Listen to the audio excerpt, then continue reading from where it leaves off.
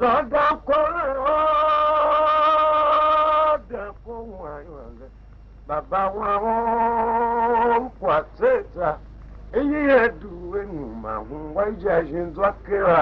Ìkéyìí gbẹ̀gbẹ̀rẹ̀gbẹ̀rẹ̀. Anadzembe màmá wọn kúnyà ó kọ́ dandan. Lọ́dà kọ́rẹ́ ọ̀dà kó wọn ayọ̀ rẹ̀. Bàbá wọn ó kó àtẹ̀ta. Èyí ẹ̀dùn ẹnu màá wáyé àṣẹ kéra. Ìkéyìí gbẹ̀gbẹ̀rẹ̀gbẹ̀rẹ̀. Anadzembe màmá wọn kúnyà ó kọ́ dandan. Angure udeto ingera diomo ngwaja zemale yoro zwayo yeye chizanu waku yo mama wa yeye ngine joga dentore yawa obundo samo ke mate mashima ekundo shimi mama wa nugo mama wa jima ya tele. Angure udeto ingera diomo ngwaja zemale yoro zwayo yitizanu waku yo mama wangiye ngine joga dentore yawa obundo samo ke mate mashima ekundo shimi mama wanugbo mama wajima ya tele. Oya konjo ikopuke yange mbandolo twa mwedeti yopu ila were kabgan uwezo nangu kwangile tunyite wao ito nangu ijongi bwemendenga kiyatinere tu nangu kwangize nangu kwa etu ala veyu ibongi kozo njona chi. Oya konjo ikopuke yange mandolo tuwa mwedeti yopu ila were kabgan uwezo nangu kwangize tunyite wao ito nangu ijongi bwemendenga kiyatine etu nangu kwangize nangu kwa etu ala veyu ibongi kozo njona chi. Ondo kumati yange kwa yezwa watu mandugi wakababa imo yimba yungu wande mama wango yupunonga nule abela duwe bata ikume ya chokita jozi wenda bula dasho ula bunde timita wambaju mama wa itimi mbunde pum. Ondo kumati yange kwa yezwa watu mandugi wakababa imo yimba yungu wande mama wango yupunonga nule abela duwe bata ikume ya chokita jozi wenda gula dajo ula bunde timita wambaju mama wa itimi mbunde pum. Amade wigbe uya ibike mate maupa umbule mene mumbu wanate mama jaye mejiyo Thomas diga kwa wazi ya Nigeria chizuwazwa yonu sadiga lumuku abunku na kere pipi wembe yoku mayango wemakega epi wa purusha wena nyora nyoshinya jepa yofu nongaza amane wigbe uya ibike mate maupa umbule mene momumbu wanate mama jaye nejiyo Thomas diga kwa wazi ya Nigeria chizuwazwa yonu sadiga lumuku abunku na kere pipi wembe yofu mayango mama kega rapi mapurusha pa wena nyola nyoshinya jepa yofu nongaza to yo gaje zaki ashimashine kumobuna ve wakiri jona ukwangize esivula bola lukiwe Alaji wong akala gbande tize nana vekira yu nege kwame shiye kuma beku de mongu la wega beku de kema nege wiya beku de kundo kejima beku de mongu la wega beku de kema nege wiya beku de kundo kejima mama wangu wanda na ngomo batira moju wakondo maula jima babekundu wede banu amuga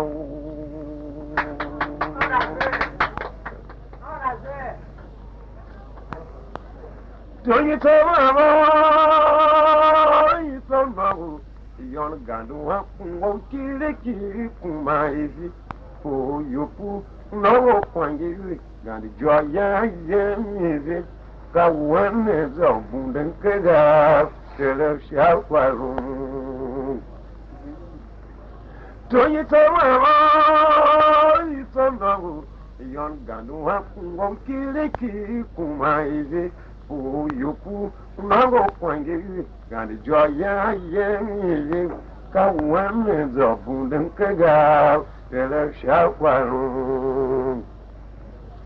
Dota Daniel akojo wangban ke kwa ngwa ngatu hakujo shami mengi zamba maula yila fadinge otulanga je pa yo punago muwa moja agugu je pa yo puna muzeda jami wangban ke dumaga Dr. Daniel akojo wangban ke kwa ngwa ngatu hakujo shami mengi zamba maula yila fadi otulanga je pa yo punago muwa moja agugu je pa yo puna muzeda jami wangban ke dumaga Alaji yaka Lagban kengere gba o ma ya injatu kaji Eva wa shanga be ati magiri Upere yandira gbacha yo Yanga buga gwakirunge Yawa gbazu majinga jola wala na maela kijamiga Wangba ndo gandichi Alaji yaka Lagban kengere gba o ma ya injatu kaji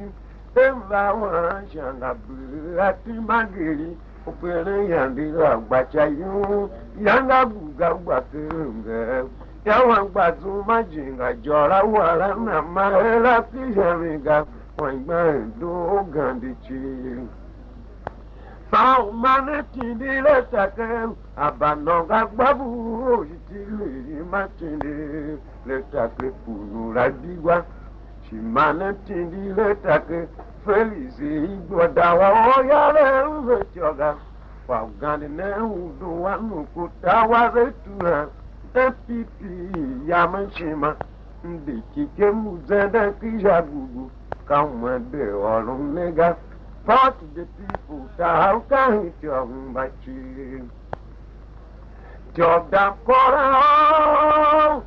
for why you want to yanti. Send back a punya for the Faga. Madame Hannah Zembangwa, it is to Mazam Bakito. Matile, Mamma say you put you a dark for now, till it you're not going out, but you back to Mazam.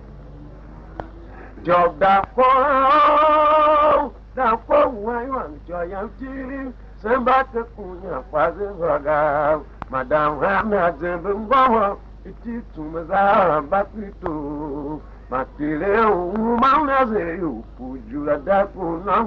till it you're not going out, but you back to Mazam. I've been like short, working my own. Giligo la bien, la wewe na jima wazemu, umama wana bu. Wazele kusemango, wazem kititila onduka pulaga. Ademe la shoge wete mayo. Giligo la bien, la wewe na jima wazemu, umama wana bu. Wanzele kusemango wazemketitira ondo kapiraga. No bana, we want no bana. What I would want to back up to Gimaza.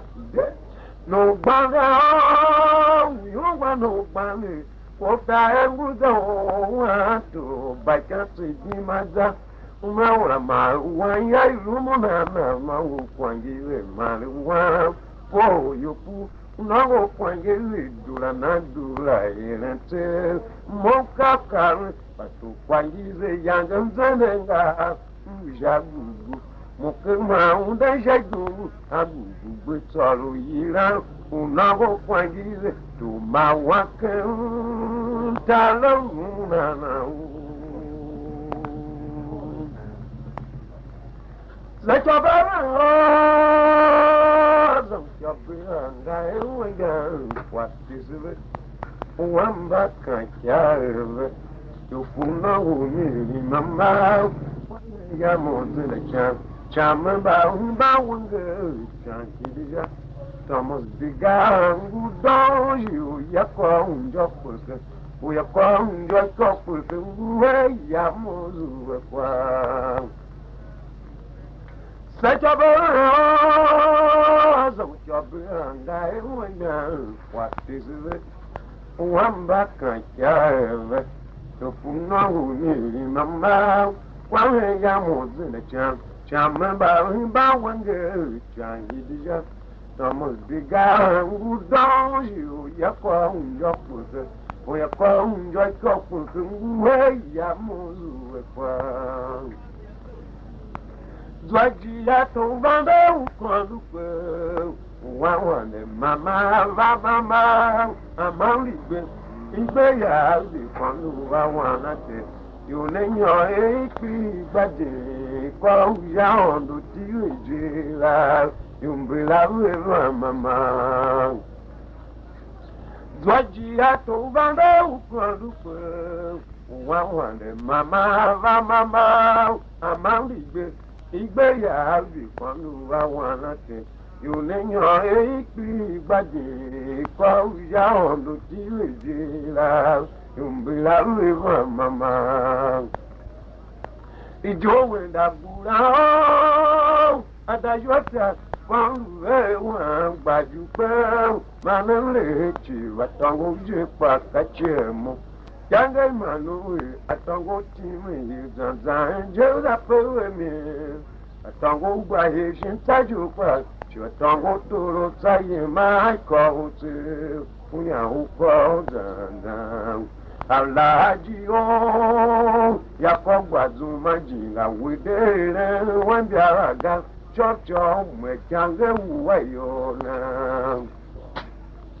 Ijo Dabura. Adájọ́ ta fọ́nrù ẹ̀ wọ́n gbàjú pẹ́ máa ń lè tì àtọ̀wọ́ yé pàtàkì ẹ̀ mọ́. Yanga Manu àtọ̀wọ́ tí mi yé zanzan jẹ́ lápẹ́rẹ́ mi. Àtọ̀wọ́ gba èyí ń tájú pa àtọ̀wọ́ tóró táyé máa ń kọ́ òtí fúnyàwó pọ̀ zanzan. Aláàjì ó yakọ̀ gbàdúrà má jìnnà wédè rẹ̀ wọ́n jẹ́ àràgà. Chop mechange wayona William Mazia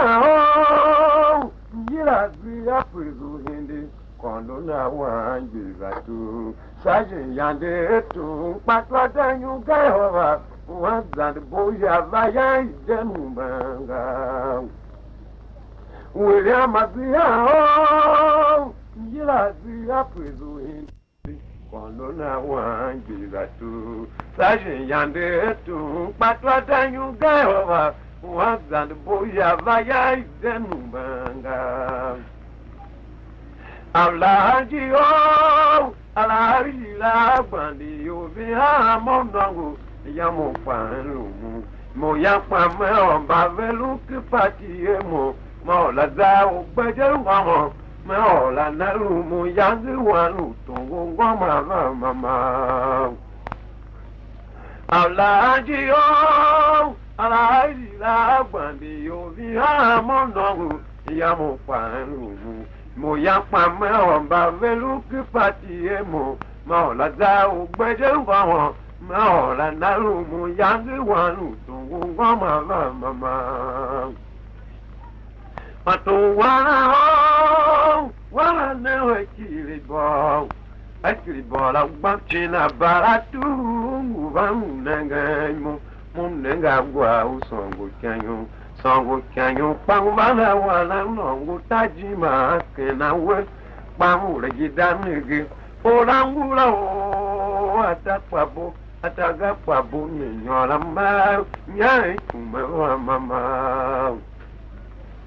mato wana we akiri bo la gba china baratu wa nenga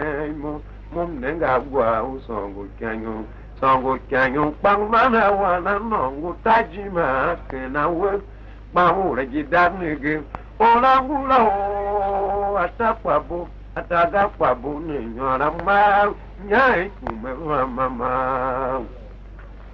Jayo do bajade kaji zambe onege wamo wambajo ondu wase mai tomangu ondu wase mai opunonga nule bela moment zambe onege aigenu waru yo wa gadin zake yo punonga nula bela yanta ugabaya yato agbashin tenongu Wankileja, we quando se ia tata, Thomas o Deus garão, bagane bakele, eu punao, punia embada queimou, melaio mundo que la zuana liga, eu punonga no lebelem tom, eu time caue molu. Sadega utime kawema yo agadimate ula embe wa utime kamelu metu yo ugadim zake yo unonga nula bila yata ugabaya yato agbashinte mahu wankija we konuze yatata Thomas o Deus garão, bagane bakele, eu punao, pulinha embada queimou, melaia mundo que la zuana liga, eu punonga no lebelem tom, eu time caue moro, sadega, o time caue ma, eu agadimate. Ula hembe wa utime kame walu Tunyete wamo Nyete nanga nuli le yagbawu Tu kwangize ele yagbawu Wapa denyo kaka Unangu kwangize Nangu kwabe aondo mbaye Wambaye mbango Zandam Tonyiteli mama Adue buada Jope kwange Bayale kwano Kwa nonga nule Abila pao Tako kijana ila dubu Kwamba kwange Nongo kwa Yande yendu Nyite wao Nyite unonga nule yagbawu Tu kwangizi ele yagbawu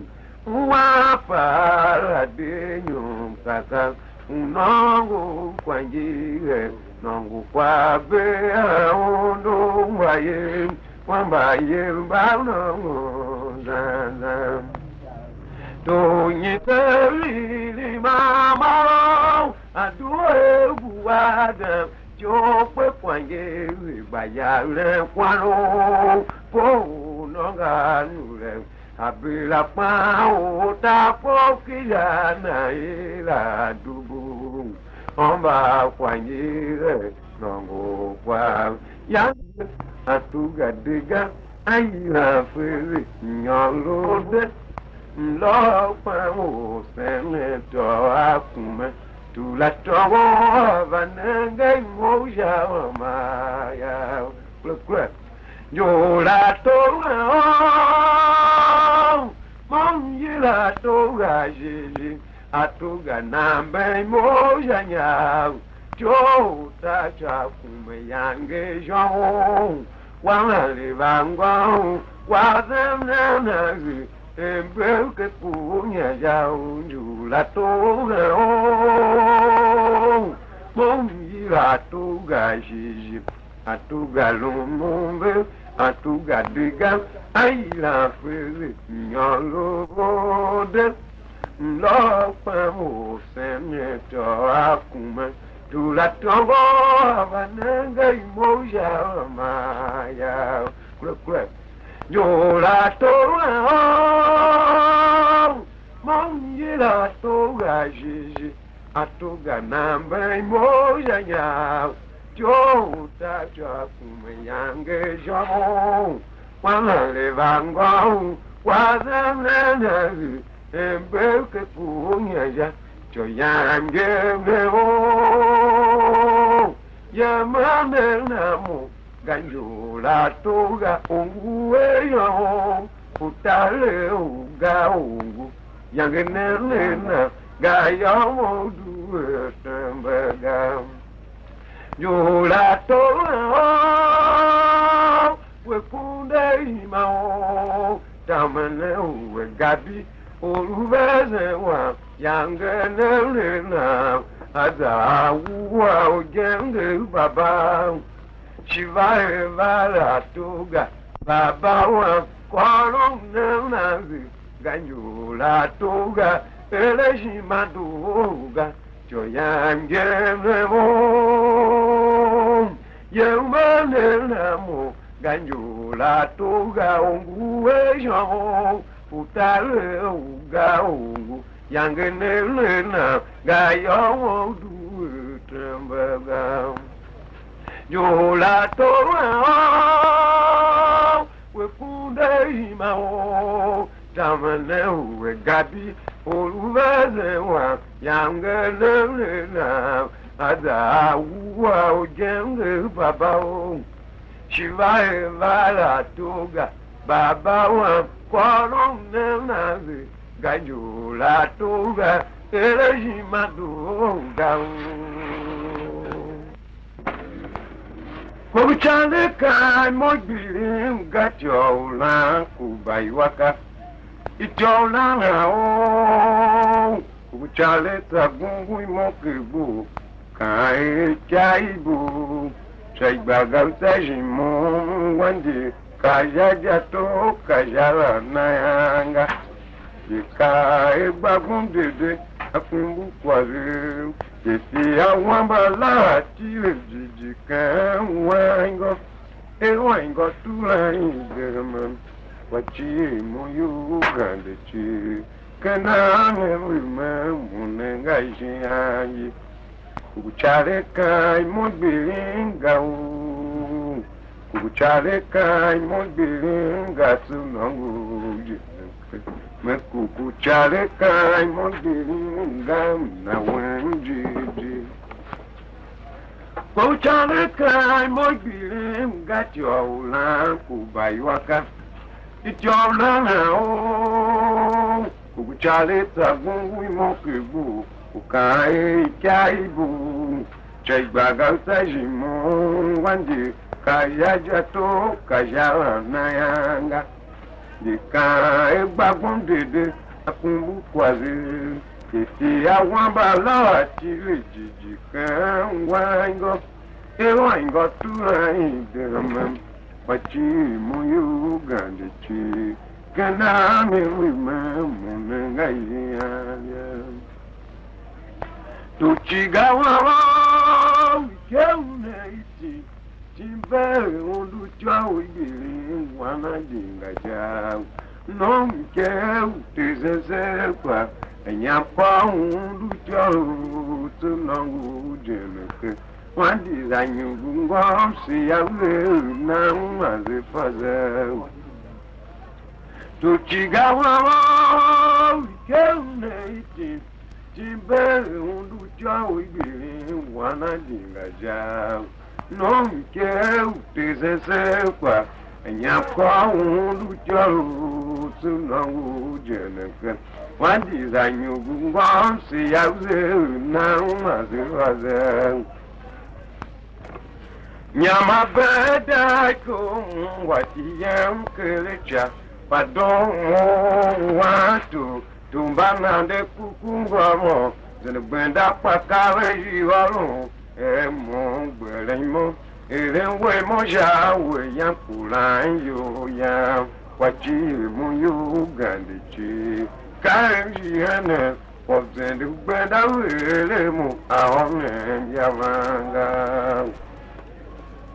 Nyama beda kum watiyam kelecha padon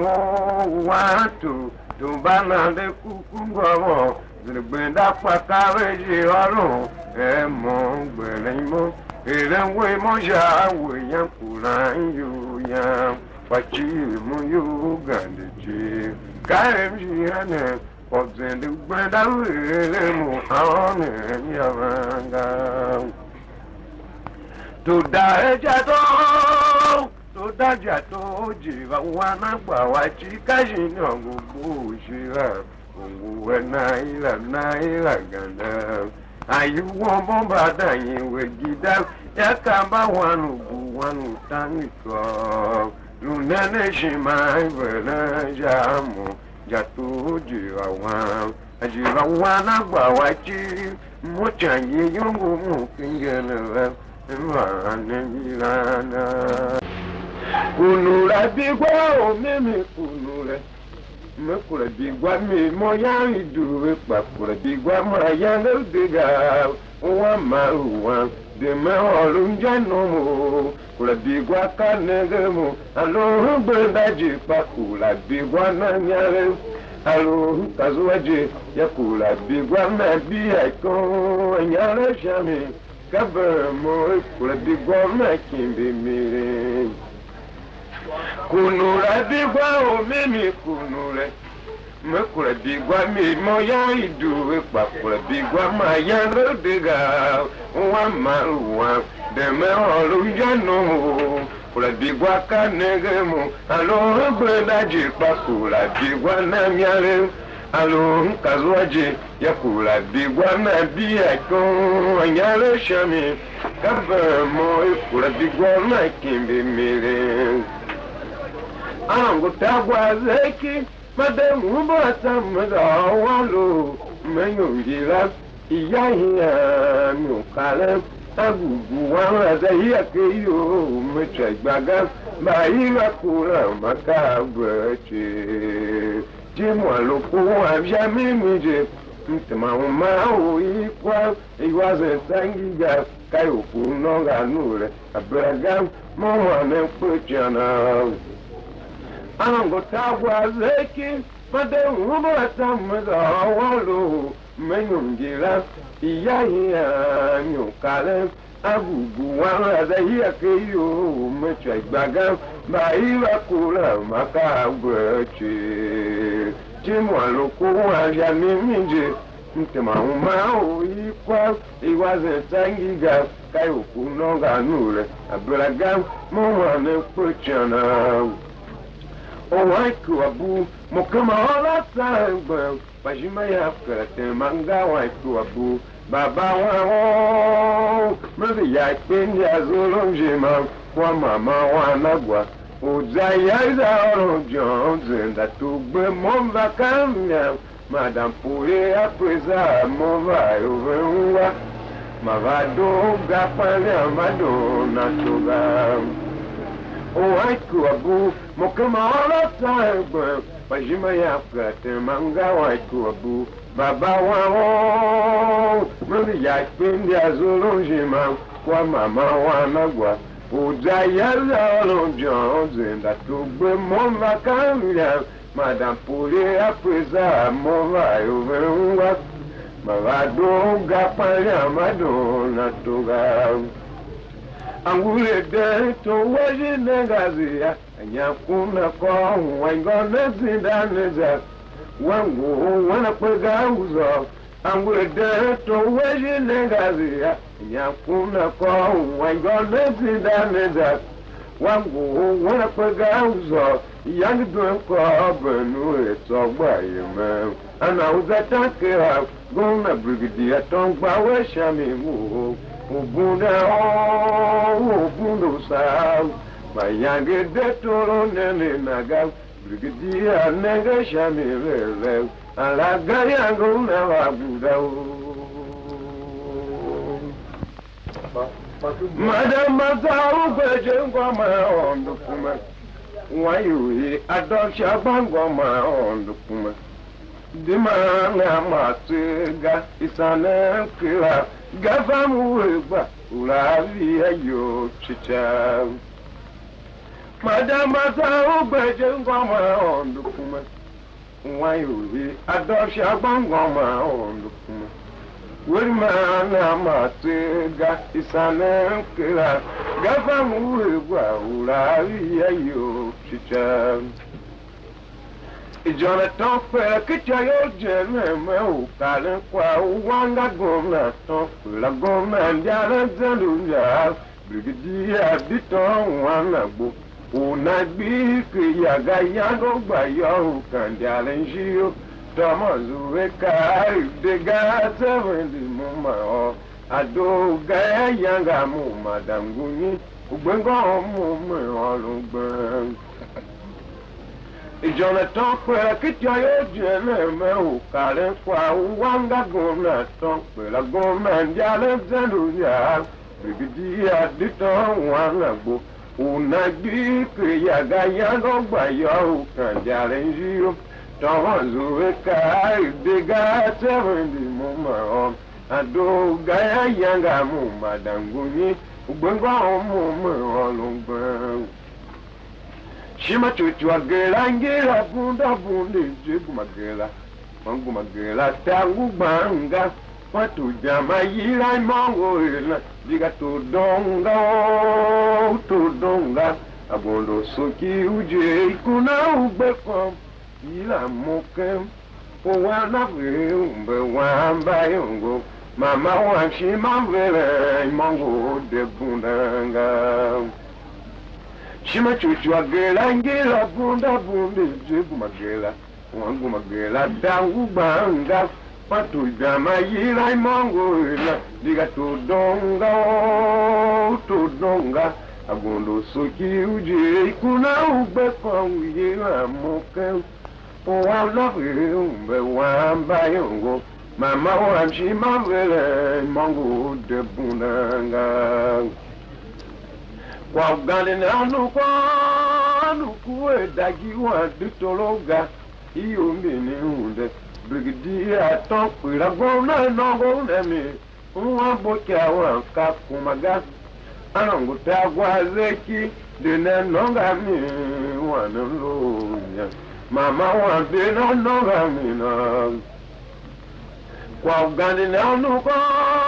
nuku edagi wa ditologa iyo mbini hunde brigadier tokwira gona nongo nemi uwa bokia wa kakumaga anongo tagwa zeki dene nonga mi wanalonya mama wa dene nonga mi na job da wa yo wazwa si ya kwa na zimba zondo tangaga atiwa iwe onshura ta ya ju amazondo ngaga bekunde ka o yata changu ke bekunde aguguju ato bekunde devine ngane gona to pe la woni yo na job da wa yo wazwa si ya kwa na zimba zondo tangaga atiwa iwe onshura ta ya ju amazondo ngaga Bekunde ka o yata chon kan bekunde agugudu ato bekunde dezine gane gomna ato pe la wan yo na sawo na so bo ke gutave tave shimae ye gire hundu mbaye alula tu obi wekuga makae uweyo unengena uga mayandi wekuga asoboye muhidakega yegwegire mopaka wambyala yegwewan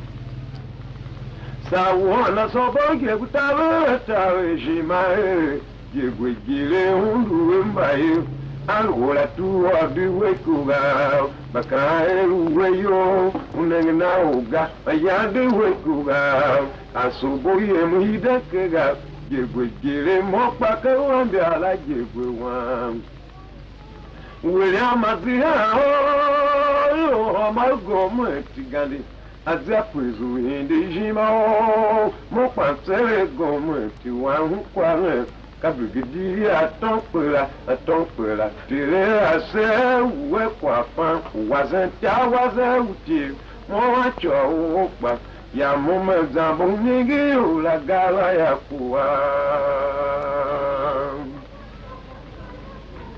Kopagaze wangira bebe kuba machi kujaze wa ngira bebe tembele ondo wase seya nazuwe ejona tope la wana zo ta wona do inde Kopagaze wangira bebe kuba machi kujaze wa ngira bebe tembele Ondo waze seya nazwa kajona tope la wana zo ta wana do vinde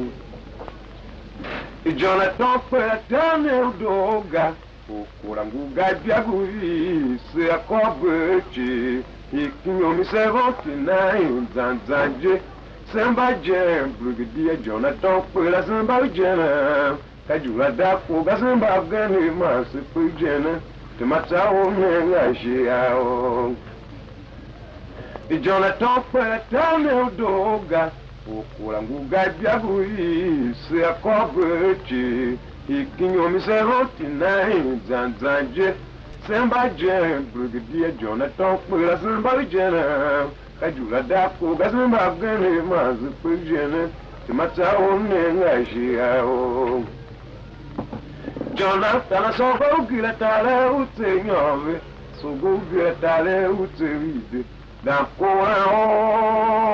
lo dako machanga nalu memelia muda yuwe wana luwa wangu kwa sangu lwanu ke la banga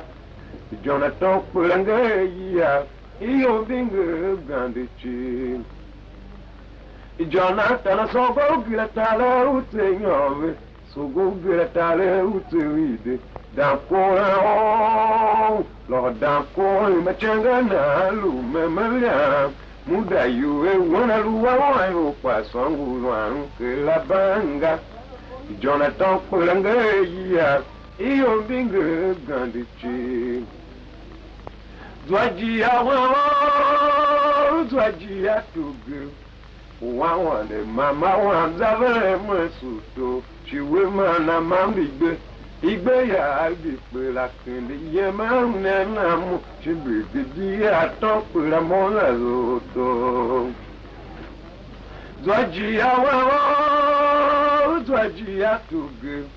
Wawande mama wanzavere mwesuto Chiwe mana mamigbe Igbe ya bipe la kende Ye maune namu Chibigidi ya tope la mona zoto Thomas Dega, Umaka, Jepa, Thomas Dega, Chami Minje, Unango, Ejo, Alokega, Gama Kama, Zajuve, Mama Kwanzu, Ayame, Supazaki, Pame, Oga, Ulabrembo, Ugalo, you Minjia, Kwanzu, Naikungo, Brembo. Thomas Dega, Umaka, Jepa, Thomas Dega, Chami Minje, Unango kwa ejo alokega gama kama Zajuve mama kwanzu wayama supataki mama oga ulabemgo ugolo yumiminje kwanzu na ikungo bemgo cheyo duba to bajoge kwata cheyo duba sonzo na bajo mama ujavishi sonzo na jagurivishi aonda luwewe ku awana dubu mama wa tere luwe mana cheyo duba adoba joge kwata cheyo duba sonzo na bajo mama ujavishi sonzo na jagurivishi aonda luwewe ku awana dubu mama wa tere luwe mana usaraye baba igama ondo pamnaga aminenyo shuagandi usaraye baba igama ondo pamnaga aminenyo shuagandi ame shuagbaninga kera wana kumbona tu mama wa ingira belu Lord, I'm calling, but you know, can you on that village? Muda, you, mama, on the Namaji do, Pam, Daga, Ibu, Pamango, one up with Paikabu, India Yamu, Gamu, Zantan, Maningisha, Wamo, Quasi Wama, Nangisha, Wamo, Quasi Wama, will I even. Lord, I'm calling, but you know, can you on that village? Muda, you, mama, on the Namaji do, Pam, Daga, Ibu, Pamango, one up with Paikabu, Ilya Yamu, Gamu, Zantan.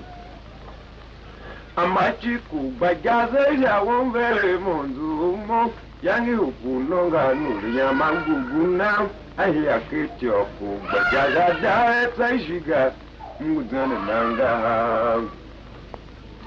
Amachiku, but Gaza, Yawon, very Monzu, Yangi, Upunonga, Yamagu, now. I hear Kitoko, but Jaga, she got Muzana Nanga. It was on good canyon, she might be moment I am. All I do when I go like that, you are time you when the hunger, but you when the car and the oh, young Yamagu, now who very moment. It was on good canyon, she might be moment I am. All I do when I go like that, you are time you when the hunger, but you when the car and the Yangi Yamagu na we mama yamba Iyan bo iyan bo kwalo ga ugbene kuro adawa urumba ko jawo kabo yan kuma tie ntanya kuma tumu yoga banya kuma gbegere kuma jamu era kishoyan Iyan bo Iyan bokwalo ga ugbene kuru adawa urumba kuja woka boya ikume tie ntanya ikume tumu yoga banya ikume gbegere kume jamu era kishoya Ijoza wa mbata mimeti ona uza kana chawonzu la moju kimalo bajawona kola uwe One gama, Mama one kawana, avec Kundu legande, Sinongu Nena Munga, Yamu Kutumbula. It's your Zawam Vaka, we make your own Uza Kana, Shawondu, La Moju, Kimalo, but Yawona Kola Uwe. One gama, Mama one kawana, avec Kundu legande. Sinongu nena muga yamu kutumbula William Mazia moya zaki biam sinangule dem Meza wato biliji itangunzu lamu Joyande tu patwa ganyuga meza Ugundu samve mamango wanubo Johnson, we move on, we move on, ya won't pull out. I'm one right here, you in the William Mazia, Moya Zaki, Jackson, and would them. Mother, want to be the town to Ramu. Your yonder to Patro, then you go, Mother, Ubudu Save, Mamma, one who go. It's Johnson that we move on, ya won't pull out. I one like you in the Jonathan, I saw go get away, it's a motion, ya pong, not out, Niqua, to la yana, Mavu, and a Mavu, Maya, Madame Baou is Uzuango, Tiga, Bamaya, a younger Maya. Jonathan, I saw go get away, it's a motion, ya pong, not out, Niqua, to la yana, Mavu, and a Mavu, Maya. Madame Baou is Uzuango, Tiga, Bamaya, a younger Maya. Don't dig out, the gods, I owe you. My Jaya corner, Madame Guni. Sabdiga, the gods, I owe you. My Jaya corner, Madame Guni. Ubungo everything be well. I am pujin kuwa. O sayo ye babu. Amakia ungo kwa karamoju.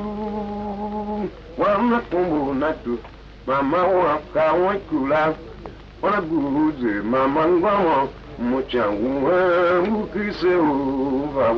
uguanga Osara ye babu Machango mukwa karamoju Wana kumbu natu Mama waka wakula Wana guze mama ngwa Muchangu ukise uva uguanga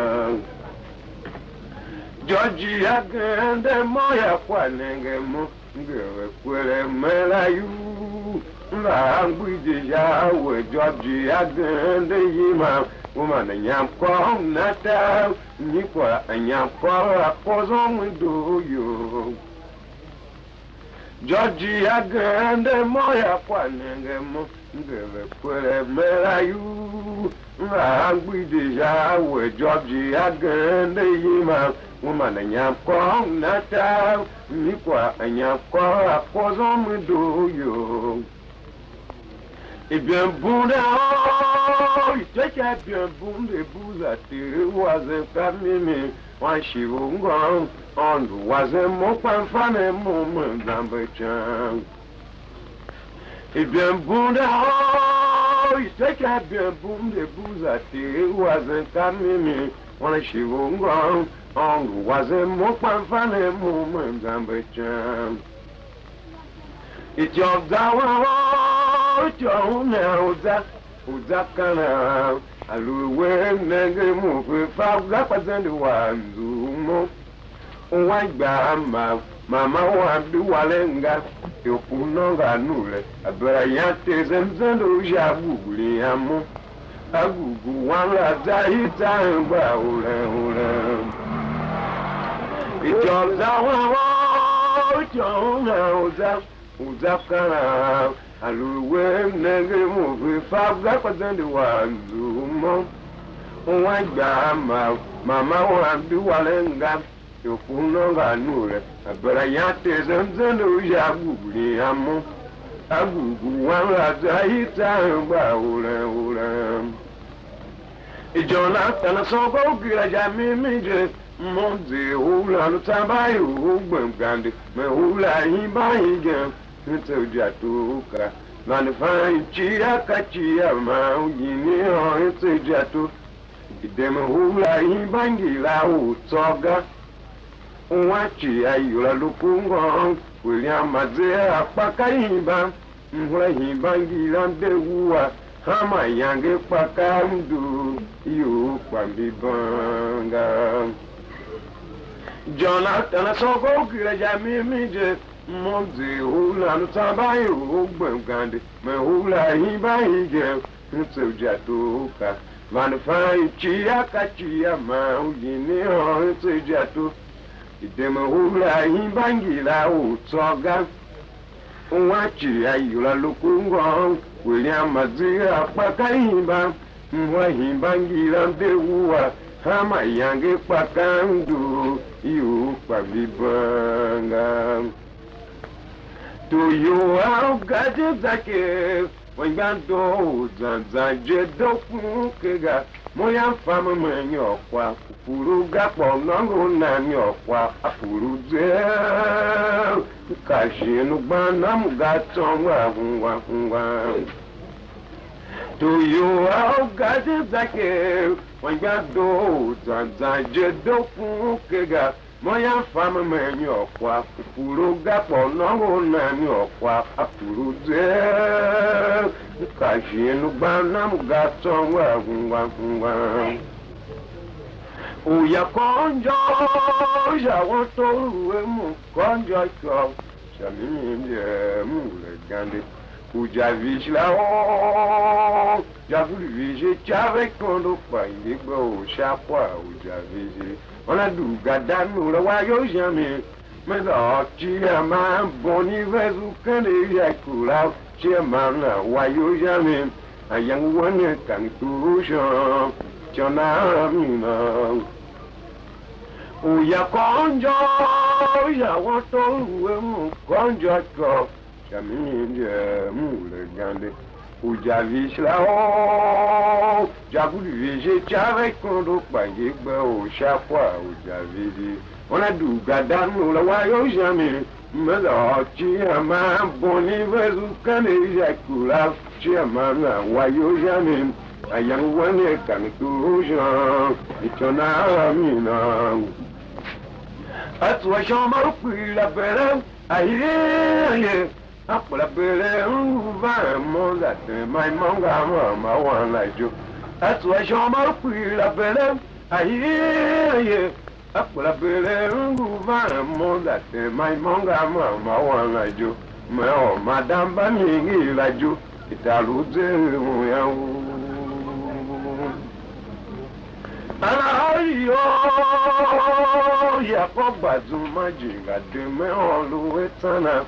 kama jitu wa maji pojo chialiga kalutu wa maji pojo galkari alulu bazuma o ya kobazu majinga mama wa mechungo mo jo ya chongu kenongu kwa Alayo ya kobazu majinga de me olu etana kama jitu wa maji pojo chialiga kalutu wa maji pojo galkari alulu bazuma o ya kobazu majinga mama wa mechungo mo jo ya chongu kenongu kwa Lord akora o me ya won you are banaze muda you mama o chawon you are banje bagene bafega why ude pe pai ko badinga o kina kanta nyare kamo mumye nyave tu amo Lord akora me ya won you are banaze muda you mama o chawon you are banje bagene Kwa hemba mongo ya ila je machuchu agara you agiga peremo le wan bien madiga to donga agondo soki wa mo de faze kera ningi nazi ke wa wa pa uyazo wana kuumbe wamba yongo kwa jijo ya namu ya ga yange mu kuimula dan Kwa hemba mongo ya ila je machuchu agara you agiga peremo le wan bien madiga to donga agondo soki wa o de faze kera ngi nazi nazikiwa uwa pa uyazo wana pirumbe wamba yungo kwa jicho ya namu ya gayangu mukrimuladan kwa gande nanu ko daptochi ya udo do wango bilino range wangu kwaga wambo chamenge kwaga chiame mozatize nyagbo gbele kulu mawanduki mawanguzula taimoe ngwakira manzuke batu ya songo mungu wayonya kwa ugande nanu ko daptochi ya udo do wango bilino range wangu kwaga wambo chamenge kwaga chiame mozatize nyagbo gbele kulu mawanduki mawanguzula taimoe ngwakira manzuke batu ya songo mungu wayonya ateiwe wa shorata yaju ila ya mumanga wanchoka mama wao yegwegile ngugata mba jira sobo yegwe nguga sawana sobo yegwe wamia chori kuze ye mopaka yojongo wana luku mama wamia kukagba ondo ateiwe wa shorata yaju ila ya mumanga wanchoka mama wao yegwegile ngugata mba chira sobo yegwe nguga sawana sobo yegwe wamia chori kuze ye mopaka yojongo wana luku mama wamia kukagba ondo tipchula wa zaba tipchula tua donku ya manyola dipo entema udu ye nya kwanjika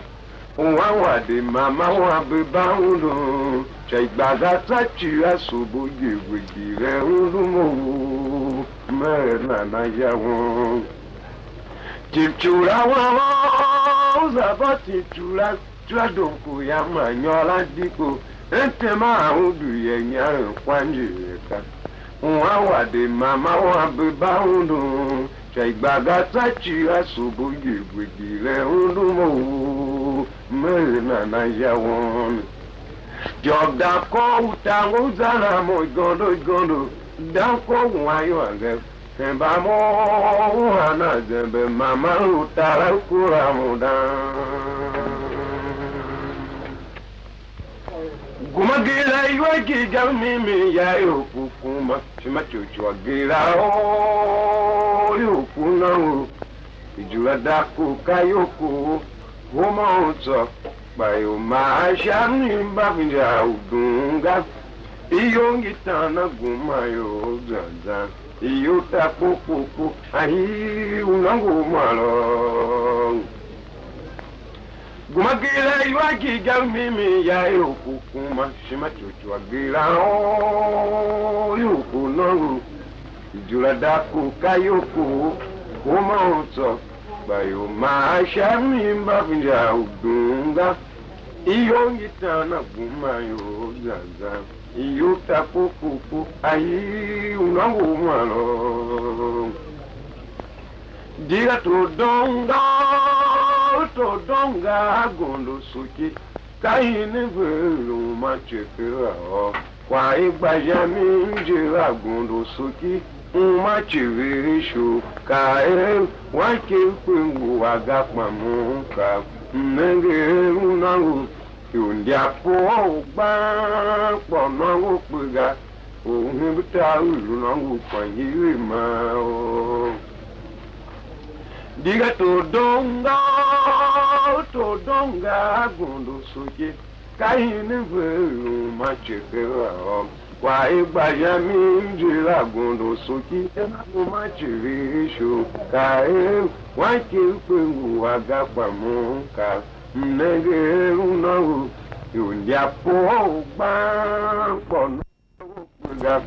ohibita ulu nangu kwanyiri mao kunule mtakwe yake nana adigwa wa maluwa talumba changu yakatutse mbakuwanu nangu kwangize nanza injowe makega wa ugande nanuko anuku dagi Umwabuka wayo funangu to ya chekeme sidoyo kwa kunule takwe yake nana adigwa wa maluwa talumba changu yakatutse mbakuwanu nangu kwangize zanza enjo makega wa ugande nanuko anuku dagi Umwabuka wayo funangu to ya chekeme sidoyo kwa kunule takwe yake nana adigwa wa maluwa talumba changu yakatutse mbakuwanu nangu kwangize zanza enjo makega wa ugande nanuko anuku dagi Umwabuka wayo funangu to ya chekeme sidoyo kwa Dwaji ya to vale kajenu kuna Vandigevaka ula vala gunga butsa ngongwa wande Utinde lo jamu William Mazia Zamo shamatu shavandikya Mzapula gunga zewa kuwatu Uwangeza tungo Ingira uguka uze kuwatu Dwaji ya to vale kajenu kuna Vandigevaka ula vala gunga butsa ngongwa wande Utinde lo jamu William Mazia Zamo shamatu shivandikya Mzapula gunga zewa kuwatu